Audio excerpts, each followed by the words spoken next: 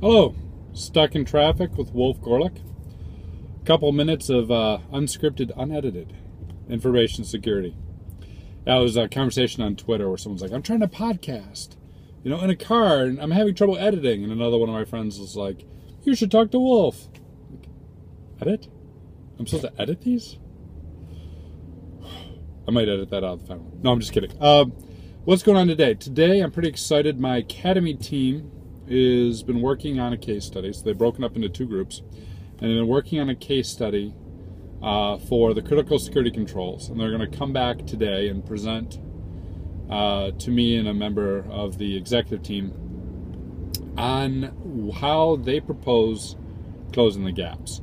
So I've given them the case study, they reviewed it, tossed around ideas, now they're going to come back with proposed controls.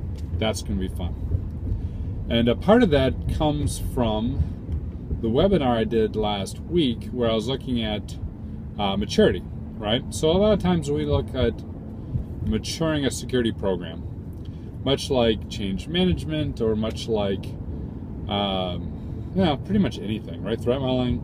Everyone likes to talk about it. Very few people have like an action-oriented framework to get it done. So when I was talking in the webinar, I proposed 3 axes to look at when maturing a program. One is framework for controls. Second is framework for maturity.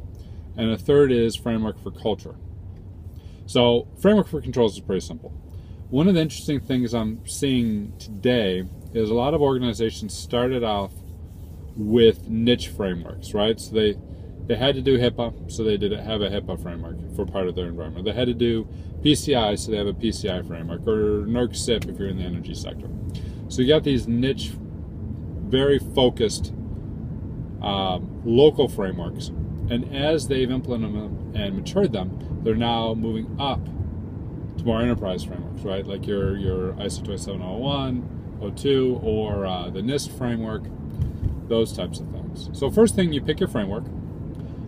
If you have multiple frameworks, you pick a framework to be the primary and then link those sub-frameworks to it as requirements of specific controls.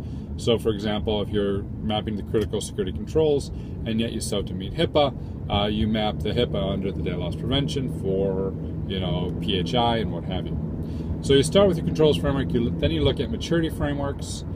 Several areas have frameworks for their particular area of control, right? So we all know what maturity looks like for vulnerability management or data loss prevention. Other times use something as simple as the CMM, right? Capability maturity model, which is 5 levels of maturity. I personally, when I'm doing first pass on new programs, I use a very simple 2-point model. Either you're not doing it or you are, because that's pretty straightforward and easy to accomplish.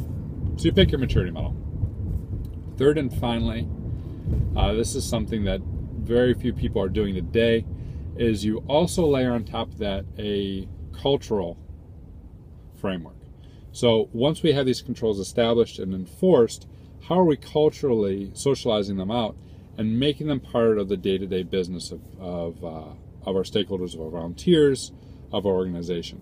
Culturally is vital, because otherwise you got a command and control structure and you need more security people, you need more command and control, you need more emphasis, you need more effort, as opposed to instilling secure habits with the organization such that they're constantly or routinely performing behaviors that align with your control framework and drive up your maturity framework.